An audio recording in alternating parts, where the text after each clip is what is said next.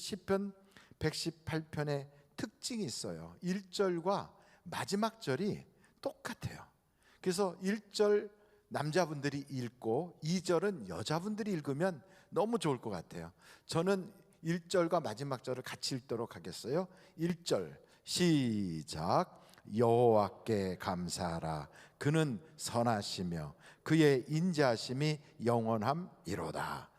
29절이에요. 시작.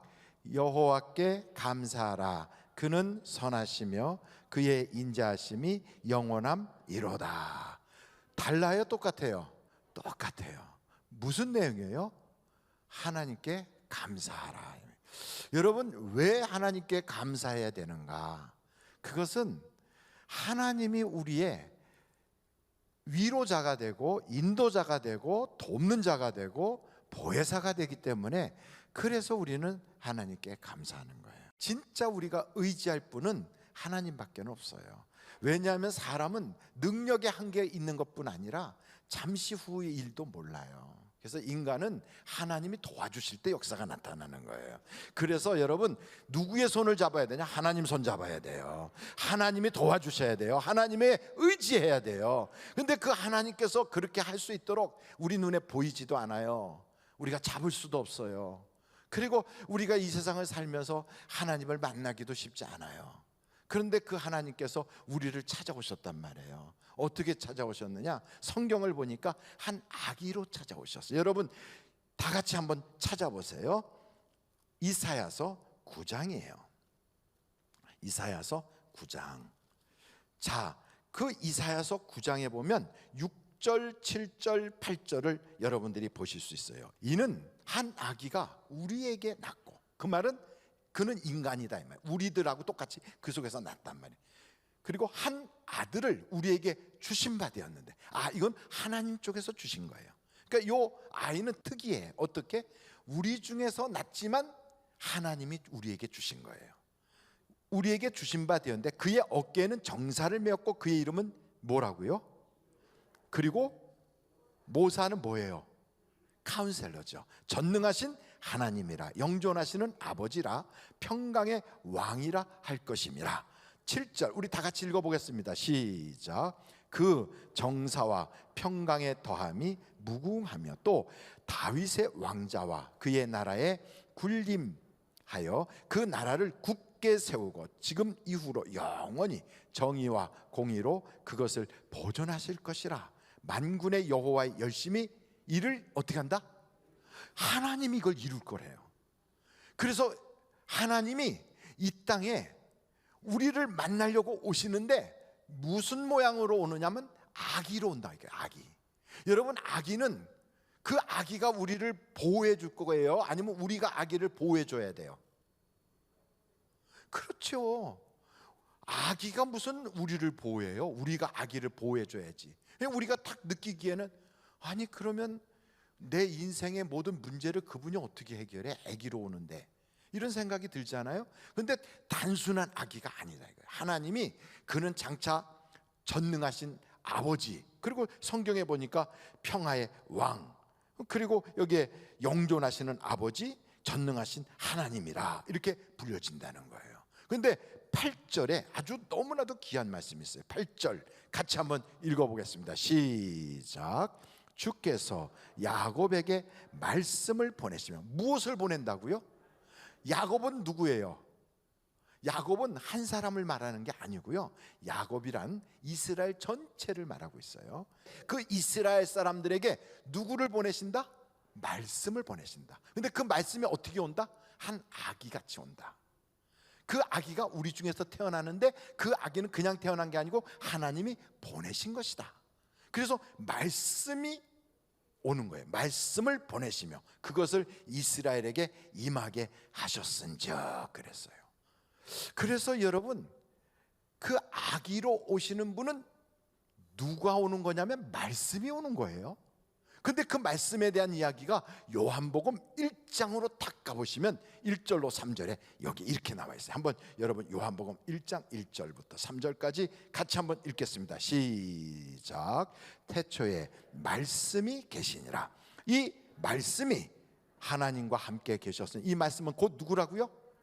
이 말씀이 하나님이구나. 그가 태초에 하나님과 함께 계셨고 만물이 그로 말미암아 지은 바 되었으니 지은 것이 하나도 그가 없이는 된 것이 없느니라. 아기로 오시는 그분, 그 말씀이 이 만물을 다 만드셨어. 근데 그분이 10절부터 또 보세요. 이런 분이세요. 그분이 오시는데 10절, 그가 세상에 계셨으며 세상은 그로 말미암아 지은 바 되었으되 세상이 그를 알았어요, 몰랐어요? 몰랐어요. 알지 못하였어요. 자기 땅에 오매 자기 백성 영접했어요, 안 했어요? 영접하지 아니하였으나, 다 같이 12절 읽겠어요. 시작. 곧 그 이름을 믿는 자들에게는 어떤 권세가 있어요? 하나님의 자녀가 되는 권세를 주셨으니 이것은 혈통으로나 육정으로나 사람의 뜻으로 나지 아니하고 오직 하나님께로부터 난 거예요. 말씀이 육신이 되어 우리 가운데 거하심에 우리가 그의 영광을 보니 아버지의 독생자의 영광이요 은혜와 진리가 충만하더라.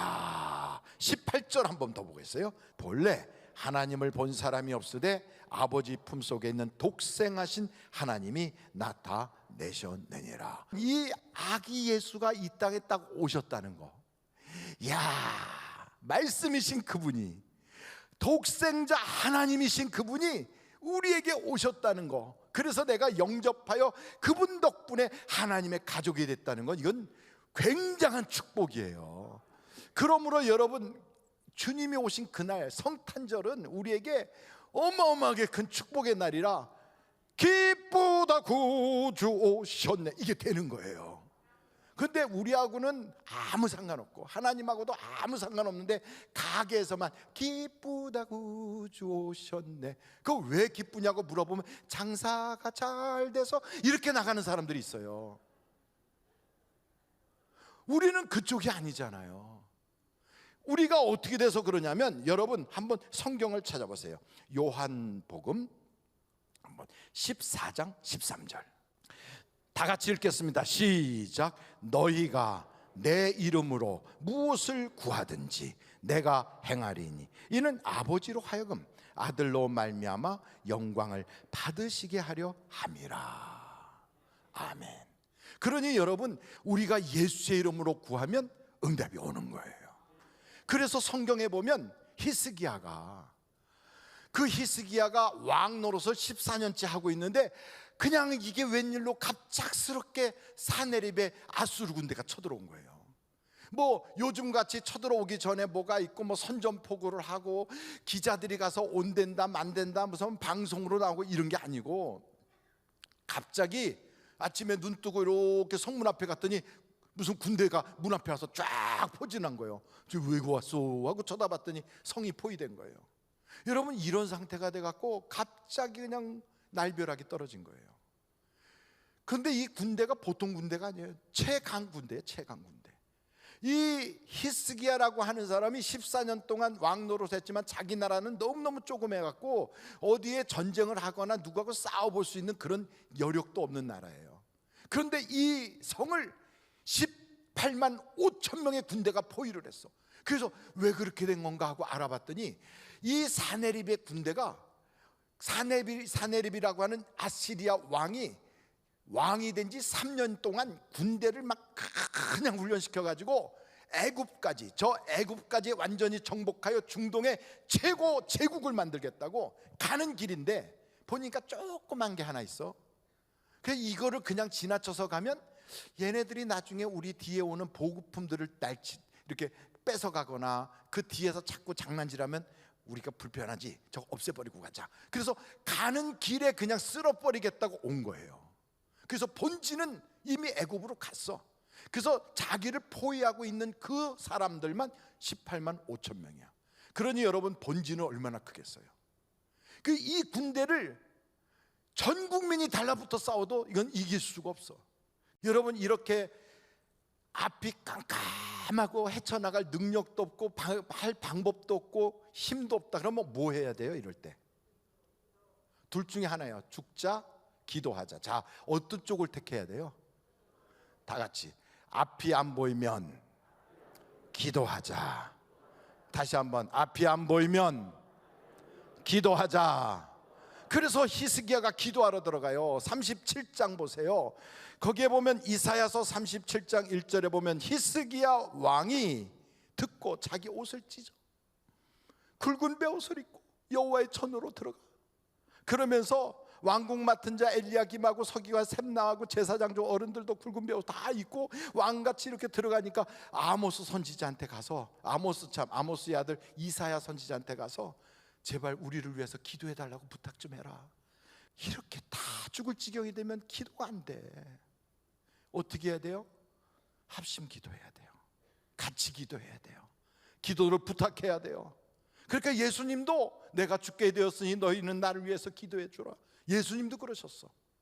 그러니까 여러분, 기도는 함께 해야 돼요. 부탁해야 돼요. 더불어 기도해야 돼요. 세론들끼리 같이 기도해야 돼요.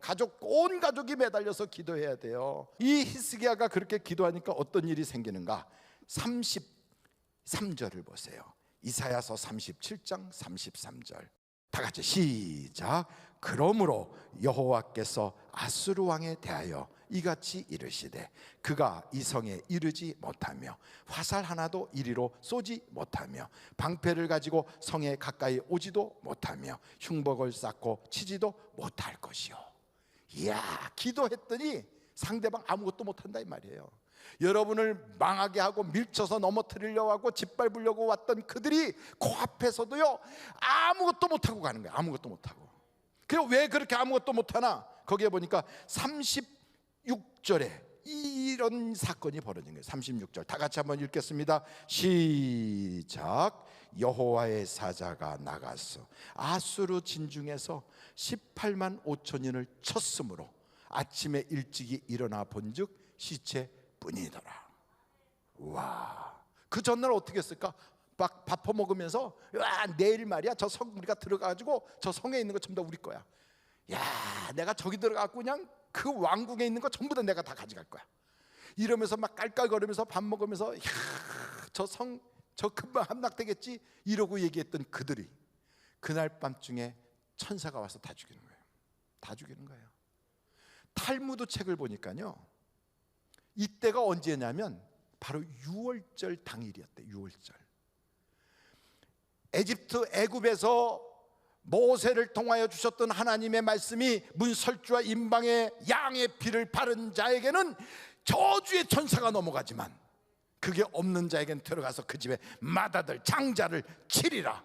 왕의 집안에서부터 저 떡 굽는 조그만 노예의 집안까지 전부 다 이 일은 예외 없이 실행될 것이다 이랬거든요. 18만 5천 명이 그날 밤중에 그냥 다 죽는 거예요. 다 죽는 거예요. 어떻게 죽었는지 모르겠어요.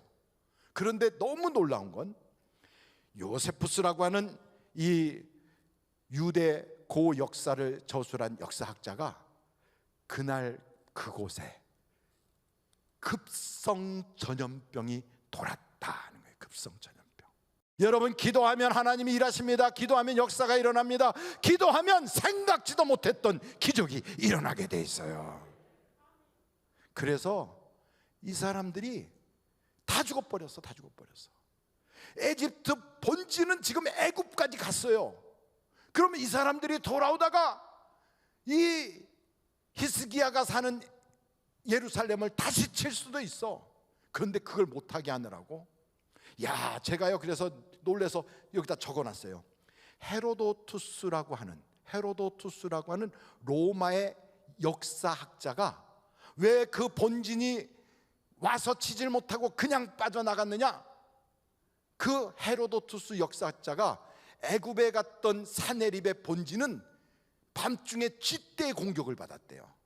그래가지고 그 쥐떼가 와갖고 화살과 활들을 다 갈갔대.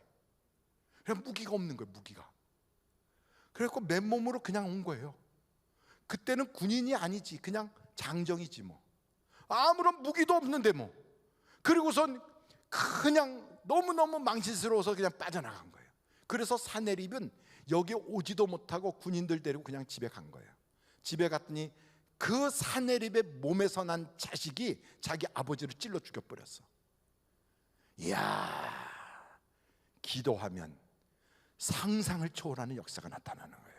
한번 절대 기도하면 역사가 나타납니다.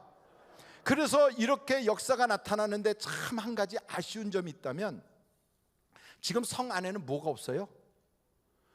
물도 없고 또 뭐가 없어요? 양식도 없어요. 그러면 밖에서 죽은 18만 5천 명이 거기서 죽었으니까 이 사람들이 가지고 온 그 곡식들, 군량미를 먹으면 백성들의 문제가 다 해결되잖아요. 근데 그걸 못 먹어. 그걸 못 먹어요. 그래서 성경을 보니까 30절 보세요. 이사야서 37장 30절. 왕이여, 이것이 왕에게 징조가 되리니 올해는, 금년에는 스스로 난 것을 먹을 것이요. 스스로 난 것이란 건 뭐예요? 들에서 그냥 풀 뜯어 먹으라 이 말이에요. 둘째 해는, 내년에는 또 거기서 난 것을 먹을 것이요. 그러니까 풀 뜯어 먹으라는 거예요. 셋째 해, 3년이 돼서야 심고 거두며 포도나무를 심고 그 열매를 먹을 것이니이다. 이게 왜 3년 동안이나 이 나라의 땅에다가 농사도 못 짓고 3년 만에 농사 지으면서 그때서 겨우 먹고 그전에는 풀 뜯어 먹으라고 그랬을까?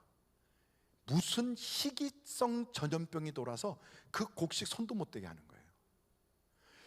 하나님이 그 곡식도 먹게 하면 얼마든지 먹게 하는데 이건 먹지 말라고 딱 하나님이 거기를 아주 손도 못 대게 만들었어요.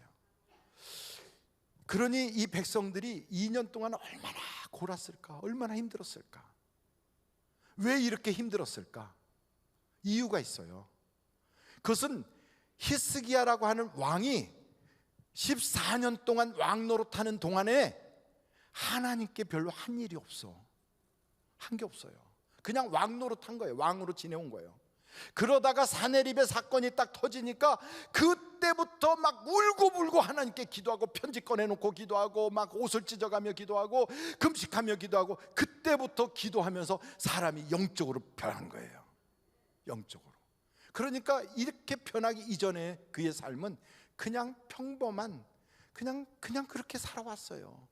그러니까 하나님이 이의 겸비함을 보면서도 하나님께 올려드릴 만한 열매가 없으니까 대충 구원받은 거예요. 아니 목사님 대충 구원이라는 것도 있어요? 그렇다니까. 그래서 성경을 보니까 어느 구원이 있는가 하면 조금 구원이라는 것도 있어요. 조금 구원. 조금 구원. 야, 성경 한번 찾아봐요. 그런 게 있나? 역대하 12장 7절. 같이 한번 읽겠어요. 시작. 여호와께서 그들이 스스로 겸비함을 보신지라 여호와의 말씀이 스마야에게 임하여 이르시되 그들이 스스로 겸비하였으니 내가 멸하지 아니하고 저희를 어떻게 구원한다고요? 조금 구원하여 나의 노를 시삭의 손을 통하여 예루살렘에 쏟지 아니하리라. 그러니까 여러분, 이게 르호보암 때 있었던 일이거든요. 조금 구원해요. 옛날 성경, 지금 우리가 가지고 있는 건 개역 개정이잖아요. 근데 옛날 개역 성경으로 보면 대강구원이에요. 대강구원. 아이고, 대강구원. 여러분, 하나님도 뿌린 대로 거두게 하세요. 내가 하나님께 심은 대로 하나님이 내게 거두게 하시는 거예요. 하나님께서 주실 게 없는 거예요. 그동안 한 게 없어가지고. 그 이제 어떻게 하느냐? 이렇게 되니 히스기야가 38장으로 딱 가면 히스기야가 그동안에 하나님과의 관계에서 사내립의 문제로 뿌리고 눈물 흘리고 막 몸부림치고 기도 생활 해온 게 있잖아요. 이게 쌓였단 말이에요. 그런 상태에서 자기의 몸이 병이 들었어. 죽는다는 소리를 들었어요. 그때 이 히스기야가 기도하거든. 눈물을 쏟아가며 38장 1절 보세요. 이게 너무 중요해. 그때 히스기야가 병들어 죽게 되니 아모스의 아들 선지자 이사야가 나아가 그에게 이르되 여호와께서 이같이 말씀하시기를 너는 내 집에 유언하라. 내가 죽고 살지 못하리라 하셨나이다 하니 히스기야가 얼굴을 벽으로 향하고 여호와께 기도하여 이르되 여호와여 구하오니 내가 주 앞에서, 그 다음에 어떻게 했다고요? 진실과 전심으로 행하며 주의 목전에서 어떻게 했다고요? 선하게 행한 것을 기억하옵소서 하고 히스기야가 하고 시비 통곡을 했다는 거예요. 뭘 잘했나 봤더니 그동안에 찾아온 수많은 연단, 시련, 고난을 믿음을 붙잡고 하나님에 대한 절대 신앙을 붙잡고 버텨나간 것, 이게 전심으로 행한 거더라 이 말이에요. 이게 하나님이 보실 때 너 선을 행했구나 이렇게 보시더라 이 말이에요. 그러니까 여러분, 우리가 세상에 살 때 그런 거 없이 살다가 교회 생활하면서 어려운 일 생기면 나는 이제부터 주님께 매달릴 거야, 나는 기도 생활할 거야, 작정 기도할 거야, 막 이러면서 매달리는 거, 그게 바로 하나님 앞에 쌓아두는 거예요. 쌓아두는 거예요. 이걸 딱 쌓아두니까 하나님이 어떻게 하시느냐? 내가 히스기야의 눈물을 보았고 기도를 들었다. 빨리 가서 고쳐줘. 하나님이 고쳐줘요. 15년의 생명을 연장시켜줘요. 그것에서 끝나는 게 아니에요. 나라를 지켜주겠다. 그리고 또 없는 아들 내가 줄게. 그러니까 기도는 고쳐달라고 기도했는데 하나님이 플러스 알파가 더 많아. 더 많아. 그러니까 전에는 대충 구원해 주셨는데, 조금 구원해 줬는데, 이번에는 넘치게 구원을 주시는 거예요. 왜요? 쌓이니까. 그래서 여러분, 우리가 신앙생활 할 때 고난이 오고 역경이 오고, 참 남들은 이 시간에 놀러 다니는데 나는 교회 가서 금식기도 하고 철야기도 하고 새벽기도 하고, 나는 팔자가 드셔서 일어나 보다. 아니에요. 그게 지금 복이에요. 복. 나중에요, 히스기야가 이런 고백을 해요. 이사야서 38장 17절에 보옵소서, 내게 큰 고통을 더하신 것은 내게 평안을 주려 하심이라. 주께서 내 영혼을 사랑하사 멸망의 구덩이에서 건지셨고 내 모든 죄를 주의 등 뒤에 던지셨나이다. 얼마나 놀랍습니까? 이런 큰 은혜를 우리가 받을 수가 없어. 사실은요, 우리 받을 수가 없어요. 만약에 저 유대인들이 자기들끼리 다 이 은혜 받고 거기서 끝났다면 복음이 우리나라까지 왔겠어요? 안 왔지. 안 왔지. 그런데 그 복음을 자기들이 걷어찼어. 그래갖고 우리 예수님을, 이거 못 쓸 돌이랴, 이거는 말이야 벽돌로도 못 쓰겠고, 이거는 뭐 기둥으로도 못 쓰고, 이건 뭐 기초석으로도 못 써. 그래갖고 집어 던졌단 말이죠. 근데 그것이 대한민국에 와서는 머릿돌이 된 거예요. 머릿돌이. 할렐루야, 할렐루야. 얼마나 감사합니까? 세계 종교의 시작점은 전부 다 아직도 자기들이 거기 지키고 있어요. 다 있어요. 기독교는 그렇지가 않아요. 뭐야 그러면? 우리가 믿는 신앙이 뭐가 약해서 그런가? 아니에요.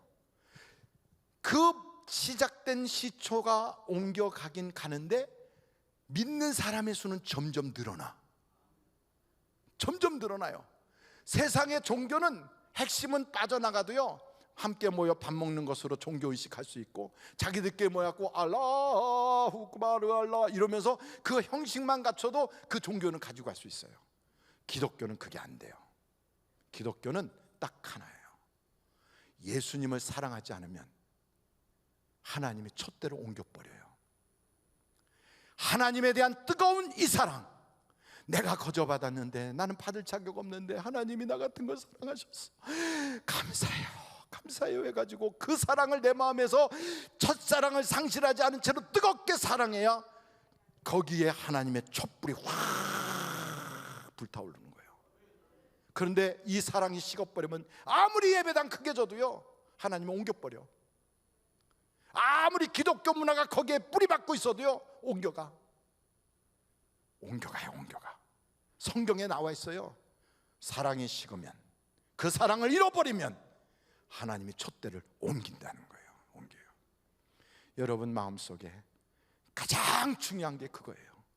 하나님, 내 속에서 주를 사랑하는 마음이 식어버리지 않게 하옵소서. 내 속에서 하나님에 대한 뜨거운 사랑, 이게 다시 활활 타오르게 하옵소서. 바요나 시몬아, 내가 나를 사랑하느냐, 그거밖에 묻지 않았어요. 베드로야, 시몬아, 내가 정녕 나를 사랑하느냐, 그거예요. 오늘도 여러분, 우리 주님이 여러분을 만나기 전에 물어봐요. 김집사야, 내가 나를 사랑하느냐? 이장로야, 여기 있는 모든 사람들보다 내가 나를 사랑하느냐? 최권사야, 내가 여기 있는 사람들보다 나를 더 사랑하느냐? 주여, 주께서 하시나이다. 오늘 우리에게 필요한 건 예수님을 뜨겁게 사랑하는 거예요. 그 사랑이 오늘 우리의 가슴을 움직이고, 그 사랑이 성탄절을 기쁨으로, 기쁘다 구주 오셨네로 맞아들일 수 있는 우리의 자세가 되어야 돼요. 이번 성탄절은 우리의 생애의 특별한 성탄절이에요. 이번 성탄절은 하나님께서 우리에게 주신 그 은혜가 병 고치는 정도가 아니고 응답받은 정도가 아니라 나를 통하여 하나님이 최고로 기뻐하는 성탄절. 어떻게 하면 그 하나님을 기쁘시게 할까? 그것을 우리의 마음속에서 계획하고 준비하고, 그래서 예배를 드릴 때 막 너무너무 좋아하는 그런 예배, 살아있는 예배를 드리는 축복된 여러분이 되시기를 주님의 이름으로 축원합니다.